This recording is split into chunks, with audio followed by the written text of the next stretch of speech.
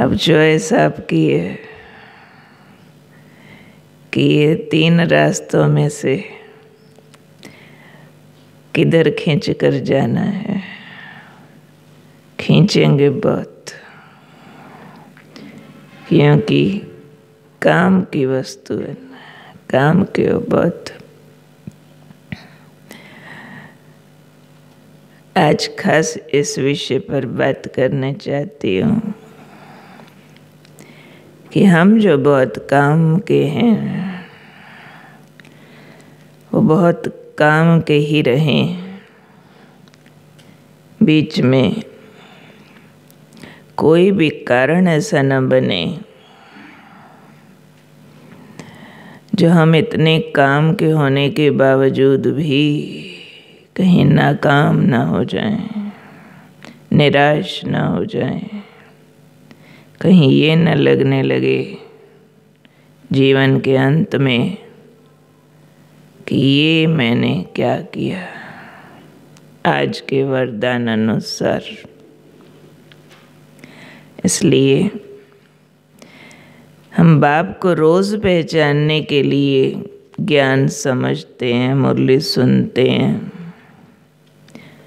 तो बाबा ने कहा था, जितना बाप को यथार्थ रीति पहचानना आवश्यक है, उतना माया को भी यथार्थ रीति पहचानना आवश्यक है। दुनियावी भाषा में भी कहते हैं, एक अच्छा योद्धा कौन, जो अपनी शक्तियों को भी ठीक पहचाने और अपने दुश्मन की भी शक्तियों को ठीक पहचाने। अपनी शक्तियों को जानता है, दुश्मन की शक्तियों को नहीं जानता है, तो उस योद्धा की हार निश्चित है। उस योद्धा की हार निश्चित है। बेशक कितनी मर्जी अपनी शक्तियों की तैयारी कर ली हो, बढ़ा लिया हो, जो मर्जी कर लिया हो। इसलिए माया के भी नॉलेजफुल बनने की ज़रूरत है, क्योंकि जैसे ही इस ईश्वरीय जीवन में थोड़े पुराने होने लगते हैं तो पुरानों के आगे, आजकल तो 1-2 साल वाले भी पुराने जैसे हो जाते हैं, क्योंकि ज्ञान का एक्सपोजर बहुत है। तो पुरानों के आगे माया डायरेक्ट नहीं आती है, डरती है, क्योंकि ज्ञान योग के हथियार पकड़े हुए हैं। पुरानों के आगे माया मोहिनी रूप में आती है, सोने के हिरण के रूप में आती है। इस रूप को भी अगर हम समझने लग गए, फिर इस रूप में भी नहीं आती है। पहला रूप है शैतान का, माया का। दूसरा रूप है मोहिनी रूप। तीसरा फिर ईश्वरीय रूप धारण करके आती है। फीलिंग ये आती है कि ये बाबा की ही मत है, हम श्रीमत पर एक्यूरेट कर रहे हैं, चल रहे हैं, बाबा यही तो कहता है।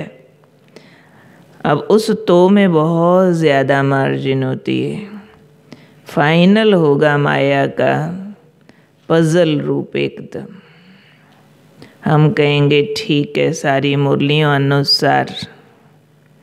हमारे बड़े भी सारी मुरलियों अनुसार कहेंगे, बिल्कुल गलत है। अब उसी बात को समझा जा रहा है बिल्कुल ठीक, उसी बात को समझा जा रहा है बिल्कुल गलत। कहाँ जाएं? ऐसे में हमारी तराजू बहुत बढ़िया क्वालिटी की होनी चाहिए। तराजू मीन्स निर्णय शक्ति। निर्णय शक्ति को लंबा काल तराशने की ज़रूरत है।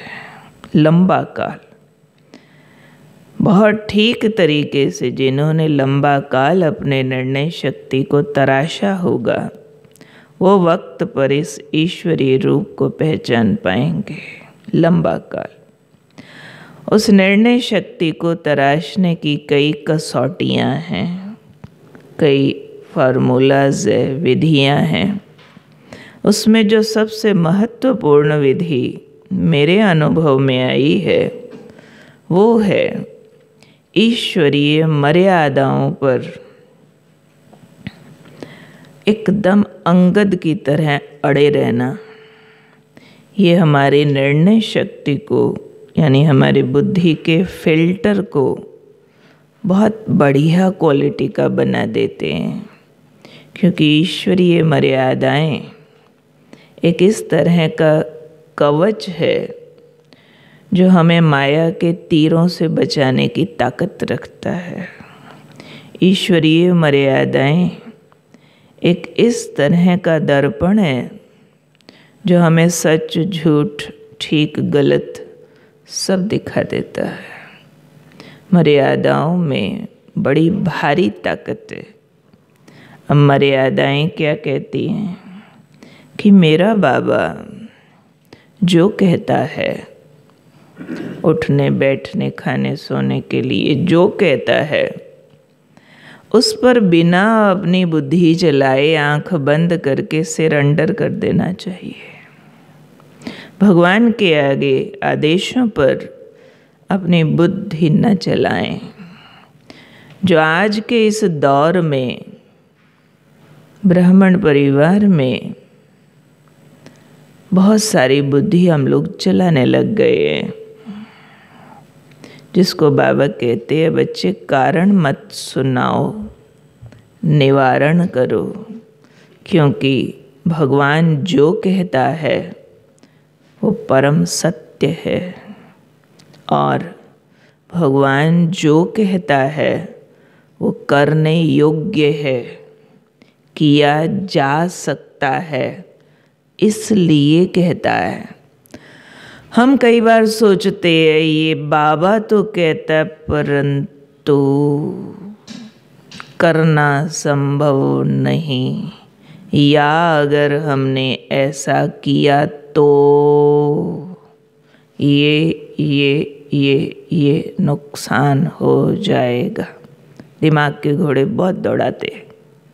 बाबा तो कहता है परंतु मेरे सर्कमस्टांसेस ऐसे हैं जिसके अनुसार ये बात पालन नहीं की जा सकती, और अगर करेंगे तो रिश्तों में झगड़े, हेल्थ में नुकसान, नौकरी में नुकसान, पढ़ाई में कई सारी बातें निकाल देते हैं।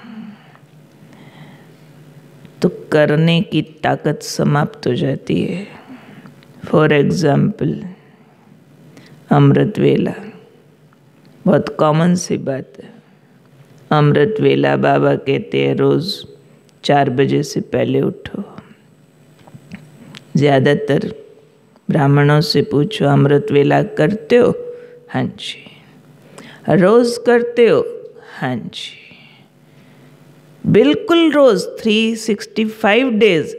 नहीं, वो तो बीच में अगर कभी सोने में लेट हो गए तब मिस हो जाता है, कभी बीमार हो गए तो, कभी ज़्यादा थक गए तो, ऐसे वाले कारणों की लिस्ट भी बहुत सारी है। आधी से ज़्यादा मर्यादाओं के लिए हमने ऐसे तो वाले कारण निकाल दिए हैं। जैसे बहुत परिवार वालों से पूछते हैं शुद्ध भोजन खाते हो? हाँ जी। घर में प्याज लहसुन तो नहीं? ना। भोग लगाते हो? जी, रोज़। अच्छा, बाहर कहीं जाओ तो? दीदी वहाँ खाना पड़ता है। नहीं तो रिश्तेदारी है ना, नाराज हो जाएंगे ना, फिर बाहर तो कहीं कैसे क्या करेंगे। यानी हमने मर्यादाओं को कैसे पालन किया है कि जहाँ तक सुविधाओं अनुसार उन्हें पालन किया जा सकता है, लास्ट ऑप्शन में जहाँ थोड़ी भी डिफ़िकल्टी आई हम समझौता कर लेते हैं। चलो आज बार खाना ना, आज ना, आज इतने से तो कुछ नहीं होता ना, चल आज सो जाते हैं ना, महीना तो अमृत वेला किया ना, आज इतना सा, इतने से क्या होता है? ये जो हम कॉम्प्रोमाइज़ करते हैं, यहाँ ही निर्णय शक्ति मारी जाती है। हमारी बुद्धि का फिल्टर ब्लॉक होना चालू हो जाता है। One after the other whole block block block block block block होते होते एक टाइम ऐसा आ जाता है जो हमारे निर्णय शक्ति अमर्यादाओं को भी मर्यादा फील कराने लग जाएगी। टोटल अमर्यादा होगी पर फील होगा इट्स राइट। बाहर का ब्रेड खाया, ओके ना, सारे खाते हैं ना, पैक्ड है ना, और पैक्ड के नाम पर इतनी लंबी लिस्ट आ गई है। आज ब्रेड खाया, कल बटर खाया, परसों दही खाया, फिर पनीर भी खाया, फिर बिस्किट भी खाया, फिर चाय का कप भी ले लिया, फिर आइसक्रीम का पैक भी ले लिया। पैक्ड अलाउड किसने किया, कब किया? मर्यादा में एक जगह अगर ब्लॉक आता है ना, बहुत जगह उसके एक्सप्रेशन आते हैं। एक बार समझा कि कोई कारण में अमृत वेला मिस किया जा सकता है, फिर कारणों की लिस्ट बढ़ती जाएगी, फिर मिस मिस मिस मिस बढ़ता जाएगा। तो इसलिए मर्यादाओं का अर्थ होता है डू और डाई, नमः शिवाय। अगर अमृत वेला करना, उसका एक ही अर्थ है, करना एक ही अर्थ है। 365 डेज करना मीन्स करना। 2 बजे सोए तो भी 3 बजे उठना। करना मीन्स करना। ये मर्यादाएं हमें दुखी करने के लिए नहीं बनाई गई हैं। ये मर्यादाएं हमारे जीवन को आसान करने के लिए बनाई गई हैं, हमारी पवित्रता को बढ़ाने के लिए, तेज को बढ़ाने के लिए, शक्तियों को बढ़ाने के लिए, और फाइनल जो माया ईश्वरीय रूप धारण करके आएगी उसको परखने और निर्णय करने की शक्ति को बढ़ाने के लिए बनाई गई है, ताकि उसको हम परख पाएँ कि यहाँ भी कौन सी ईश्वरीय भाषा है, कौन सी मायावी बात है, परख पाएँ। उसकी शुरुआत यहाँ से होती है। इसलिए कुमारों को फौलादी जीवन जीना है, सैनिकों जैसा। फौजी, राजयोगी सैनिक होते हैं, फौजी होते हैं। भले हमने कहा है सहज राजयोग, सहज, इजी टू अंडरस्टैंड, इसलिए सहज। लेकिन बाबा ने भी एक मुरली में कहा था, इजी शब्द सुन के कई बच्चे लेज़ी हो गए हैं। इजी तो इसलिए कहा था कि इसके लिए गुफाओं कंदराओं में जाने की ज़रूरत नहीं, भूखे रहने की ज़रूरत नहीं, घर छोड़ने की, पैसा छोड़ने की ज़रूरत नहीं। घर में दुनिया में रह के भी कर सकते, किंतु सच पूछा जाए तो सहज राज योग, उस हठ योग, गुफाओं कंदराओं वाले ऋषियों मुनियों वालों के योग से 1000 गुना अधिक मेहनत मांगता है, अटेंशन मांगता है। क्यों? क्योंकि यहाँ हमने तूफानों में दिया जलाना है। वो तो जंगल में शांति में बैठ शांत हो रहे हैं, हमने अशांति में शांत होना है। वो तो दुनिया छोड़ के कर्म इंद्रियां जीत रहे हैं, हमने सब आकर्षणों के बीच कर्म इंद्रियां जीतनी है। हम तो तूफानों में दिया जला रहे हैं। तूफानों में दिया जलाने वाले दिया जला के सो जाएं कि हाँ हमारा दिया नहीं बुझेगा, वो तो बुझे को जला समझ रहे हैं। तो इसलिए इजी ज़रूर है, पर तलवार की धार पर चलने बराबर है। तो इसलिए अपने साथ सख्ती करनी है, बहुत स्ट्रिक्टनेस चाहिए अपने ऊपर, बहुत ज़्यादा कड़ी नज़र।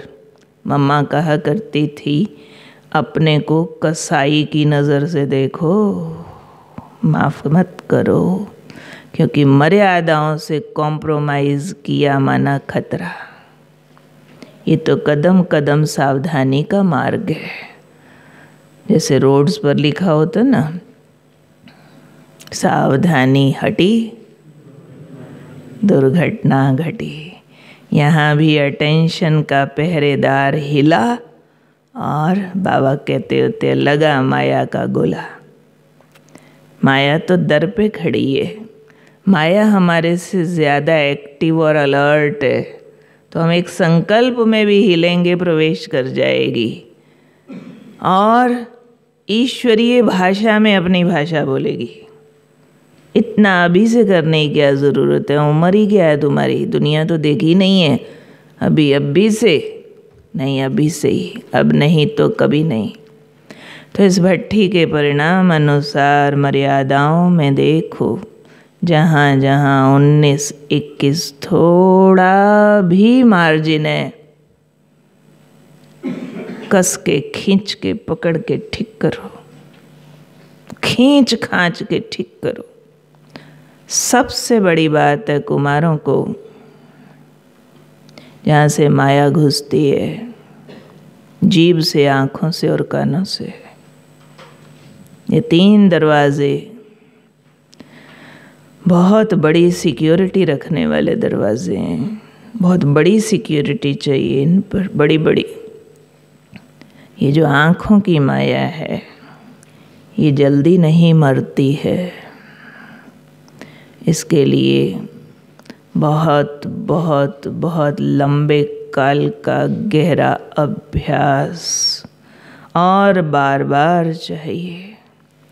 इसलिए बाबा बार बार कहा करते हैं, बच्चे आँखों पर ध्यान दो। कई मुरलियों में तो बाबा सूरदास का भी मिसाल देते हैं। उसने आँखें फोड़ दी। अब फोड़ने की बात थोड़ी है हमारी। हमको ये आँखों को देखना सिखाना है कि तुमको अगर देखना है तो कहाँ देखना है, या तो सितारा देखना, नहीं तो नहीं देखना। जो चीज़ मेरे काम की नहीं उसको देखना नहीं। आजकल सबको मालूम है ये वाली बात कि बाहर तो इतना कुछ देखने को मिले न मिले, हर एक की बिजी लाइफ है, लेकिन हर एक ने एक बड़ी भयानक माया डब्बी में जेब में रखी है। शायद ही कोई वेरला ऐसा बचा हो, कोई होंगे, बाबा के छिपे हुए लाल जरूर होंगे, जो इस माया से प्रभावित न हुए हों। इसके अंदर जो संसार भर की इन्फॉर्मेशन है, एक्सपोजर है, जो रंग बिरंगे आकर्षण है, वो सबको किसी न किसी हद तक बांध लेते हैं। लेकिन मर्यादाओं में आजकल, मर्यादाओं की किताब में भी ये पॉइंट आ गया है, ईश्वरीय मर्यादाएं ब्राह्मणों की, कि मोबाइल का सदुपयोग करें, केवल इसके दुरुपयोग से बचें। और नॉट ओनली मोबाइल के अंदर जो इंटरनेट है,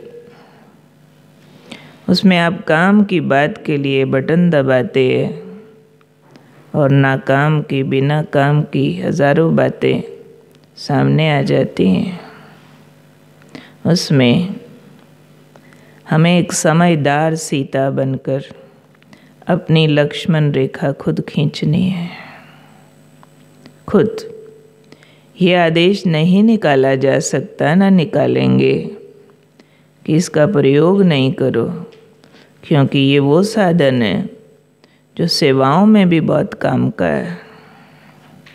बहुत सेवाओं को इससे पुश मिला है, बहुत ज़्यादा कम्युनिकेशन का साधन है, लेकिन सोने का हिरण है, आकर्षण भी बहुत है। इसलिए लक्ष्मण रेखा खुद खींचनी होगी, खुद, और बहुत ज़्यादा सख्ती से, कि हम इसका प्रयोग केवल और केवल जहाँ बहुत जेन्युइन कम्युनिकेशन है, जेन्युइन, मोस्ट इम्पॉर्टेंट, वहाँ करेंगे, अदरवाइज नहीं करेंगे। कर सकते हैं ऐसा संकल्प? कर सकते हैं ऐसा संकल्प दिल से, दृढ़ता से कर सकते हैं? बचना चाहते हैं इस भयानक माया से? बच सकते हैं? जो दृढ़ता से इस संकल्प को पालन भी करेंगे वो हाथ खड़ा करो कि हम जेन्युइन यूज करेंगे, नहीं तो नहीं करेंगे। Thank you. लगभग सभी ने किया। याद भी रखना, मोबाइल के ऊपर ही लिख देना, नॉट फॉर एंटरटेनमेंट, मनोरंजन का साधन नहीं है, इसका मायावी प्रयोग नहीं करेंगे। फिर उस माया को भी हमको अंडरस्टैंड करना है ना। दूसरा, इसी से लिंक भी वो पॉइंट है और सेपरेट भी है, फालतू दोस्तियों से बचो। कुमारों को दोस्तियां बहुत आकर्षित करती है।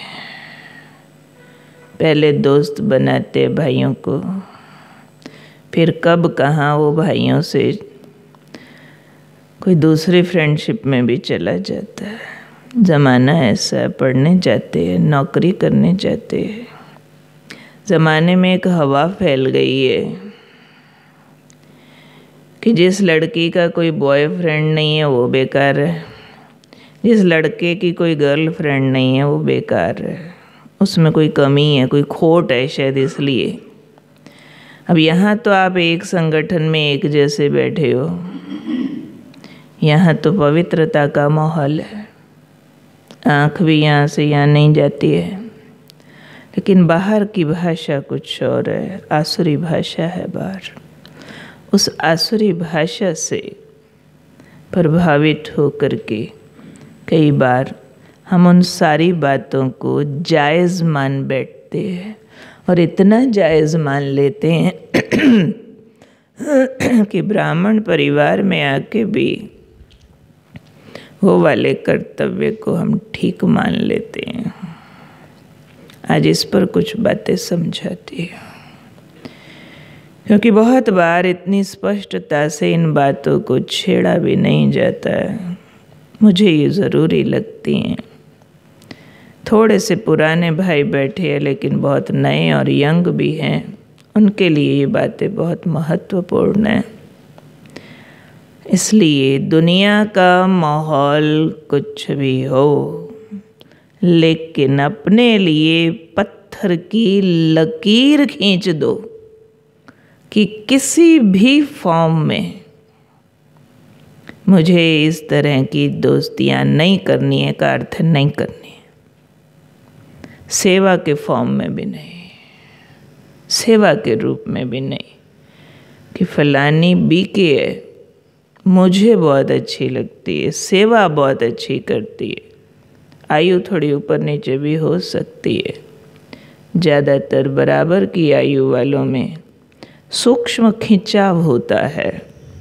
भाषा ईश्वरीय होती है कि इनका सेवा का तरीका बहुत अच्छा है तो हम दोनों चले जाते हैं। बाबा ने इसके लिए भाषा यूज़ की हुई है, महावाक्य उच्चारण किए हुए हैं कि बच्चे रॉयल भाषा बोलते हैं कि लगाव नहीं है, लगाव नहीं है मुझे फलानी से, लेकिन अच्छी लगती है। उसका ज्ञान सुनाना, उसका खिलाना पिलाना, ये वो अच्छा लगता है। जहाँ अच्छा भी लगता हो वहाँ से भी हट जाओ। इस तरह के अच्छे लगने की भी कोई ज़रूरत नहीं।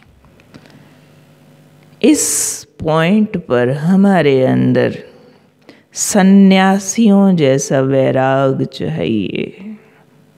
इस तरह की सेवा भी अपने को नहीं चाहिए। भले आपके कोई कुलीग्स हैं, कोई कॉलेज फ्रेंड्स हैं, कोई भी जो भी हैं, आप उनको ज्ञान के मैसेज लिख लिख के भेजते हैं, उनको फ़ायदा होता है, वो बदले में थैंक्स लिख के भेजती हैं। चालू हो जाती हैं कथा और कहानियाँ, फिर तेरे और मेरे घर की कहानियाँ, फिर आना और जाना, फिर हम वर्णन करते हैं, मैंने फलानी को ज्ञान सुनाया ना। आजकल मुरली पड़ती है, फिर हम दोनों इकट्ठे वहाँ कॉफ़ी पीते हैं, फिर कभी पार्टी में घूमने भी जाते हैं। इस तरह के वर्णन करते हैं कुमारा के, हमें पता चल जाता है गया सांप के मुंह में। ऐसे वाले ज्ञान सुनाने को भी नमस्ते। अगर लगे फलानी को मेरा ज्ञान सुनाया बहुत पसंद आ रहा है, रेफर करो, सेंटर पे जाओ, दूसरे से मोबाइल पे मुरली पढ़ो, किताब पकड़ाओ, पासे हो जाओ, ज्ञान ही सुनाना। अपने को परखना भी धीरे धीरे आता है। इसलिए मोबाइल्स पे भी, पेपर्स में भी वल्गर सीन, आंख बंद, शटर डाउन, पोस्टर्स भी हैं, शटर डाउन।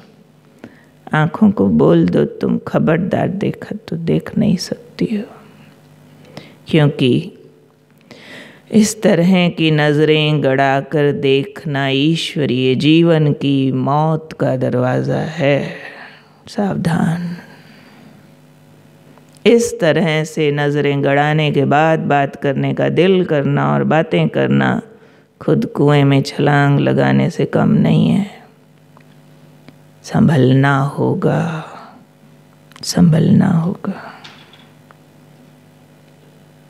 बड़ी आयु वालों के लिए तो बड़ी ज़ोरदार पीछे पवित्रता पर मुरली चली है। ब्रह्मचारी नहीं, सिर्फ ब्रह्माचारी।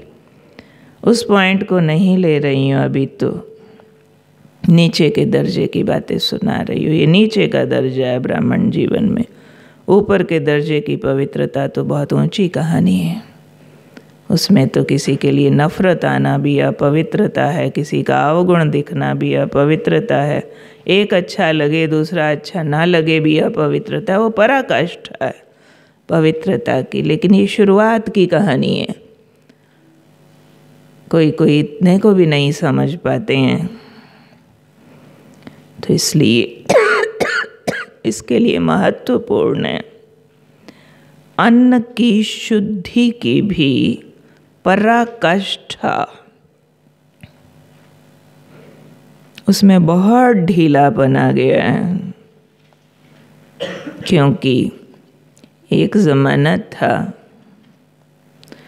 किसी सेंटर पर अगर गुलाब जामुन भी बन गया ना, बहुत बड़ी बात थी। बाहर का खाते नहीं थे, अच्छा बनाना आ गया, अच्छा ऐसे बनता है। गोलगप्पा शोलगप्पा वगैरह की तो बात ही नहीं थी। आजकल बहुत एक्सपर्ट्स सब जगह आ गए हैं, बड़े यज्ञ में भी, छोटे सेंटर्स पर भी, जो सब कुछ बना लेते हैं, बनते बनते बनते बनते बनते। इधर हम दुनिया का त्याग करते हैं, उधर हमें सेंटर्स पर सब कुछ मिल जाता है। इस जीव को साधना करने का मौका ही नहीं मिला कि लंबा काल जो मर्जी देखो, बाहर मिलने वाला ही नहीं, खाना ही नहीं है, प्रतिज्ञा कर ही ली है बाहर का नहीं खाना। अब बाहर का नहीं खाते, सेंटर पे मिल जाता है तो कहीं बाहर जाते और जी किया तो वहाँ भी हाथ चल जाता है। तो बीच में बैरियर्स कुछ कम हो गए हैं, जो पहले बड़े बड़े वाले बैरियर्स थे। तो जो बैरियर्स हमने कहीं बनाए भी थे, वो भी कहीं कहीं क्रॉस होने लग गए हैं। अन्न की शुद्धि की तो ये पराकाष्ठा थी हमारे यज्ञ में कि हम जब ज्ञान में चले, हमें सिर्फ एक ही बात समझ आई थी, पवित्र के हाथ का पका खाना बस। और हमने घर आते ही माता जी के हाथ का भी खाना छोड़ दिया। वो पवित्र थोड़े ज्ञान में चलती नहीं। वो झगड़े हुए तो होते ही रहे, ना वो लड़ने से हटे, ना हम अपनी मर्यादा से हटे, अड़े ही रहे। वो भी अड़ गए, हम भी अड़ गए, हिले नहीं। आखिर उनको झुकना पड़ा, और ऐसा झुके जो बात मत पूछ। फिर जब झुके तो ऐसा झुके, वंडरफुल, वंडर हो गया। झुकने का भी वंडर हुआ था और अड़ने का भी वंडर हुआ था। भ्राता जी ने एक बार सुनाया था, लक्ष्मण भाई जी ने शायद, लक्ष्मण भाई जी कमरे में अकेले रहते थे। भोजन शुद्ध खाना है तो कमरे को कुंडी लगा के खाना बनाते थे। तो खाना बना रहे थे, उस दिन खीर पका रहे थे, किसी ने दरवाज़ा खड़का दिया। कोई उनका दोस्त आ गया, अंदर वहीं आ गया जहाँ खीर बन रही थी। ध्यान से देखा उसको, दोस्त तो बात बूत करके चला गया, पर उसकी नज़र 2-3 बार गई उधर जो बन रहा पक रहा। कहते जैसे ही वो मेरा दोस्त बात करके गया, मैंने खीर नाली में फेंक दी। क्यों? पतित की नज़र पड़ गई है। पतित की नज़र पड़ गई है। नज़रों से ही तो वाइब्रेशन जाता है। अन्न बाबा की याद में पवित्र के हाथों का पका हुआ भोग लगा हुआ बाबा की यादों में प्रसाद रूप स्वीकार किया जाए। क्या इस मर्यादा को हम पत्थर की लकीर की तरह पालन कर रहे हैं या मार्जिन्स दे दिए हैं? बाबा ने कुछ एमरजेंसीज के लिए कभी अलाउ किया था। कोई विदेश जा रहा है, कोई बॉर्डर पर है, चलो ब्रेड उबला आलू ये खा लेना वगैरह। एमरजेंसीज। आज विदाउट एमरजेंसी हम कहते हैं सुबह नाश्ता क्या बनाना, जो अकेले रहते हैं चल ब्रेड ले आते। कोई एमरजेंसी तो है नहीं। फलानी जगह जाना है, दिल कर रहा है, चल बिस्कुट का पैकेट लिया खा ले, पैक्ड ही तो चल। ये चल वाला मुद्दा हो गया। स्वादों अधीन आराम से चॉकलेट खरीदते खा लेते हैं आराम से। तो आज भी तो वही नियम है ना कि पकाने वाले के संकल्पों का प्रभाव। नो डाउट हम बहुत सारी चीज़ें रेडीमेड यूज़ करते हैं। ब्रह्मा भोजन के भंडारे में भी रिफाइंड ऑयल आता है, घी आता है, चीनी आती है, गुड़ आता है। घर में तो नहीं बना रहे हैं सब कुछ, और वो भी पतित लोग ही है बनाने वाले।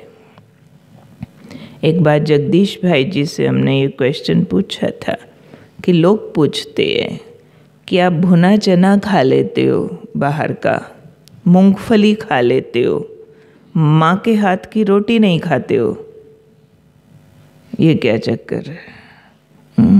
हमारे फादर इस पर बहुत बोलते थे कि वो चमार भड़बुंजा वो मक्की के दाने भूनता है, तुम लाओ तो वो खा लेती हो। तेरी माँ इतनी भक्तनी है, उसके हाथ की रोटी नहीं खाती हो। वो तो नहा धो के बनाती है, वो तो पता नहीं नहाता भी है कि नहीं बनाता। तो हमने जगदीश भाई जी से पूछा कि लोग ऐसे पूछते हैं, तो जगदीश भाई जी ने बहुत सटीक उत्तर दिया था, बहुत स्ट्रॉन्ग। वो कहने लगे, कहते जिस बात के लिए हमें बाबा ने छुट्टी दी है, उस बात की, उस चीज़ के शुद्धिकरण के लिए बाबा जिम्मेवार होता है। और जिस बात की बाबा छुट्टी नहीं देता, उस बात का, उस चीज़ का शुद्धिकरण भी नहीं होता। ये भगवान है, मजाक नहीं है। इसलिए भगवान की श्रीमत में अपनी मत नहीं घुसानी चाहिए। अगर बाबा ने चना मूंगफली कहा है तो मैं क्यों ना दूध का पेड़ा भी खा लूँ। गुड़ खा सकते हैं ना, गुड़ भी तो ऐसे ही बनता है ना, गन्ने का रस सुखा सुखा के। वो गन्ने का रस सुखाया, वो दूध सुखाया, तो वो क्यों नहीं खाते? दोनों को ही सुखाया हुआ प्रोसेस तो एक ही है, बंदे तो दोनों ही विकारी है। पर नहीं, श्रीमत माना श्रीमत। हमें भगवान की उच्चता और श्रेष्ठता का सदा एहसास रहना चाहिए। भगवान की मत में मन मत न मिलाने वाली मम्मा ज्ञान की देवी सरस्वती कहलाई। मम्मा को कोई अंग्रेज़ी, साइंस, मैथ, लॉ थोड़े ही आता था। मम्मा कोई शास्त्र थोड़े ही पढ़ी हुई थी। क्यों ज्ञान की वीणा बजाने वाली, सारे विश्व में हर धर्म में विद्या की देवी सरस्वती प्रसिद्ध हो गई। हर धर्म में उसने एक ही काम किया, अपनी बुद्धि बहुत तीक्ष्ण होने के बावजूद भी ईश्वरीय बुद्धि के आगे सरेंडर कर दी। क्योंकि ईश्वरीय बुद्धि अनुसार ईश्वर आपको हर बात के लॉजिक्स, विज्ञान, साइंस खोल खोल के हमेशा नहीं बताएगा। बहुत सारी बातें सिर्फ ऐसी होंगी, ये करो ये नहीं करो, दैट्स ऑल। कमांडर है ना वो तो, हम फौजी हैं। फौजियों के लिए भी ये एक्सपेक्टेड होता है कि जब युद्ध का मौका है अब क्वेश्चन नहीं कर सकते हो। डू और डाई, नेवर से वाई। वहाँ जाओ गोला फेंको, तो फौजी, कैप्टन, दूसरे नीचे वाले ये पूछने नहीं जाएंगे, अरे साहब वहाँ क्यों फेंके, कोई खड़ा ही नहीं है और दूसरी तरफ फेंकना चाहिए ना। उसी टाइम उसको गोली मार देंगे, सस्पेंड कर देंगे कि तुम कैसा फौजी है। डू और डाई। क्वेश्चन करने वाले पर गोली मारने का हुक्म होता है, क्वेश्चन नहीं कर सकते। क्यों? आज हम भी इस बातों को समझती हूँ। समझो, हम जिनसे सेवा करा रहे हैं, हमारे सामने 20, 25, 50, 100 सेवाधारी हैं। किसी को हम कहेंगे ओ उधर क्यों जा रहा, इधर वापस वापस इधर। वो वहीं 4-6 सवाल पूछने लगे, 4-6 बातें समझाने लगे, इसलिए था उसलिए। जो कहा है वही करो, क्योंकि उसके हर एक के पीछे एक लंबी कहानी है पीछे, कि उधर न जाने के पीछे कई राज है। एक अनुभवी बोल रहा है, और उधर जाने के पीछे भी कई राज हैं। और उधर जाने के लिए 1 सेकंड का ही टाइम है, जाओ बहुत ज़रूरी है, ये चीज़ उठा के लाओ। और उस 1 सेकंड में वो कई क्वेश्चन कर रहा है, ऐसे नहीं वैसे नहीं वैसे, वहाँ से लाया तो ये हो जाएगा। जो का है तो जो आपके ऊपर होता है उस पर निश्चय बुद्धि का अर्थ होता है उसके हर आदेश पर निश्चय, उसके फायदे और नुकसान में जो उसकी बुद्धि चल रही है उस पर निश्चय। तो श्रीमत में मेरा कल्याण निश्चित है, मन मत में मेरा पतन निश्चित है। इसलिए निश्चय बुद्धि विजयी, निश्चय बुद्धि निश्चिंत, श्रीमत पर निश्चय। तो अन्न की शुद्धि को चेक करो, जो माया से बचने का दरवाज़ा है। क्योंकि अंत काल में बहुत सारे पेपर अन्न की अशुद्धि से आएंगे, तंत्र विद्याओं का प्रकोप बढ़ेगा, भटकती आत्माओं के अटैक होंगे, और उसका कारण बनेगा कुछ न कुछ खाना।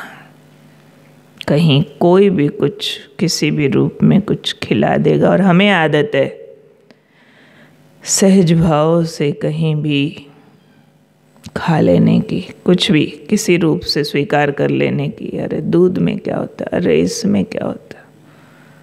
और वहाँ एक दरवाज़ा माया का बना हुआ है अंदर जाने का। इसलिए बचाओ में ही बचाओ। वे मायावी राज में बैठे हैं ना, माया के राज में ईश्वरीय राज स्थापन कर रहे हैं। चारों तरफ राक्षसों का पहरा है। शोक वाटिका में सीता बैठी है राक्षसों के बीच, तो बहुत संभाल चाहिए, चाहिए ही चाहिए। तीसरी महत्वपूर्ण बात, हमारे अमृत वेला को सशक्त बनाने के लिए रात्रि सोने का समय सबका बहुत महत्वपूर्ण होना चाहिए। पढ़ाई वाले हैं, उसी टाइम पढ़ना पड़ता है। कई तरह के काम हैं, रातों को काम करने पड़ते हैं। और उसी टाइम माया बुद्धि को भ्रमित करती है कि लेट हो गए, सिर्फ कल सुबह नहीं उठेंगे। कई तरह से भ्रम आएंगे, कई तरह से। इसमें एक आदत हम डाल लें, रात का जो फाइनल थॉट है, सोने से पहले वाला फाइनल थॉट, वो बाबा को अर्पित करें। मन मत नहीं, बाबा मैं आपका बच्चा आपकी गोद में आ रहा हूँ, मुझे उठाना, अपने से मिलन कराना, आपका काम है। मैं तो ज्योति बिंदु आत्मा हूँ। इस रथ को बाबा आप चलाओ। जैसे ही रथ भी बाबा को अर्पित कर देंगे, सोने का 3 घंटा भी मिला, बाबा 3 घंटे में भी इतना करंट भर देगा जैसे 8 घंटा सोए हो। मैं समझती हूँ ऐसे भी अनुभव सबको होंगे जब सेवाओं का बहुत ज़ोर होता है या कहीं और उमंग और जोश होता है, तो ये वाले अनुभव सबने किए होंगे कि 2 घंटा भी सोए पर बिल्कुल फ्रेश हो गए। किए हुए हैं ऐसे अनुभव? किस किस ने किए हुए हैं? सबने नहीं किए। फिर से हाथ खड़ा करना जिसने किए हैं ऐसे। संकल्प में ताकत है, संकल्प में। हमने तो बहुत बार किए, बार बार किए। मुझे गिनती याद नहीं है, 15 सालों का तो पूरा रिकॉर्ड याद है, उससे ज़्यादा है, बहुत लंबा वैसे, कि एक सिंगल भी अमृत वेला मिस नहीं है, अंडर ऑल सर्कमस्टांसेस। इसके बीच इतने उतार चढ़ाव की कहानियाँ। ऑपरेशन हुआ, दोनों पैरों पे फ्रैक्चर हुआ, ट्रेन में जाते हैं, बेड टाइम आना जाना, सब कुछ है। ट्रेन में भी होगा अमृत वेला, मिस नहीं होता है का एक ही अर्थ है, नहीं होता। अभी पीछे ही कहाँ गई थी, कहाँ था, जलगांव, रात 1 बजे पहुँचे, सुबह 5 बजे यहाँ से चले थे, आगे जाकर औरंगाबाद से बाय रोड जाना था, 1 बजे पहुँचे, 2 बजे सोए, 3:30 उठी, 4 बजे अमृत वेला कराने पहुँच गई। उसके बाद तो सुबह बस नाश्ते के बाद आधा पौना घंटा लेटे, पूरा दिन चलते रहे, फर्क ही नहीं पड़ा। और ऐसा एक बार नहीं, एक बार का तो अभी अभी का रिसेंट याद है। एक बार तो ट्रेन में वो 3 टायर था, ऊपर वाला कोई अज्ञानी, अब नीचे मैं कैसे योग करूँ सुबह, ऊपर वाला उठता नहीं, बैठूं कैसे, ऐसे होकर के खड़े होके बाहर जो दरवाजे के पास जगह होती है, पौना घंटा खड़े होके योग किया। करना का एक ही अर्थ है, करना, नो अदर मीनिंग। हम अपनी ट्रांसलेशंस ना करें, नहीं तो बड़ा तगड़ा बहाना था भाई, कैसे बैठो, चल लेटे लेटे कर लेते। और लेटे वाला कोई योग होता है, वो कोई अमृत वेला होता है?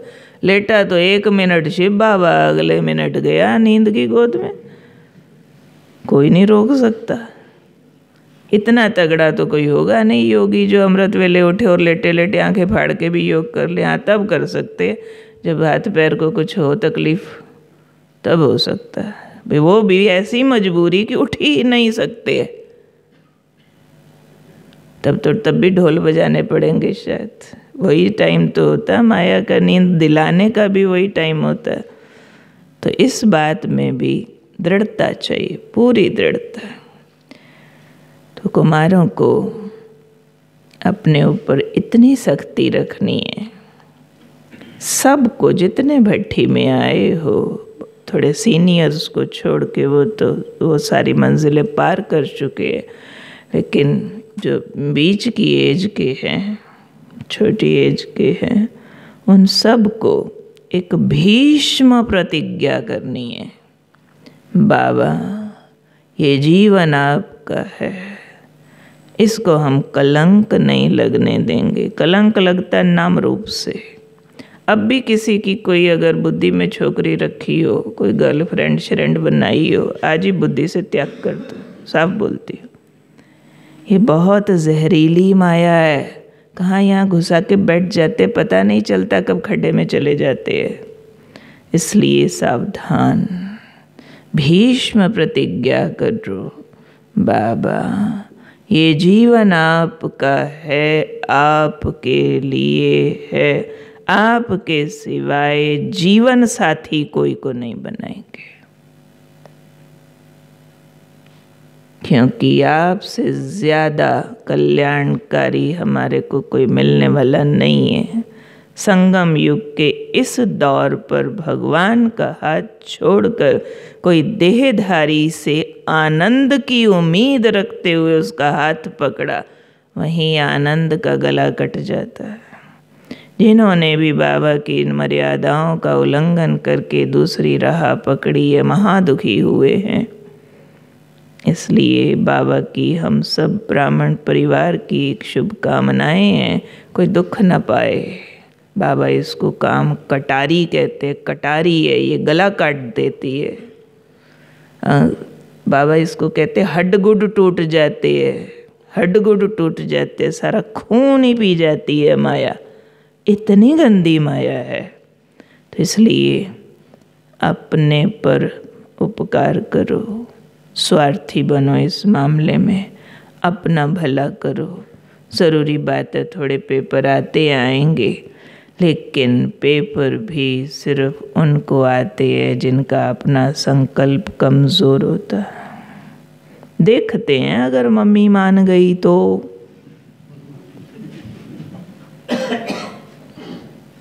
नहीं, मेरी मम्मी कहती है मैं तो बहुत दुखी हो गई हूँ, तूने मुझे इतना दुखी कर दिया है, तो जिन माँ बाप ने पैदा किया उनको दुखी थोड़ा ही करना चाहिए। हमारी माता जी हमको कहती तू मेरे को सता के कहाँ जाएगी। मैं कहा कहाँ सता रही हूँ। कहते क्यों जाती है ब्रह्म कुमारियों के पास, मैं कितना दुखी होती हूँ, शादी नहीं करती, मैंने आश्रम पे रहना है। तो माँ बाप को दुख दे के तेरे को क्या मिलेगा, यही सिखाते तेरे को, वहाँ तेरे को पाप लगेगा, तो माँ बाप की सेवा कर पहले। हमने मालूम है उनको क्या उत्तर दिया।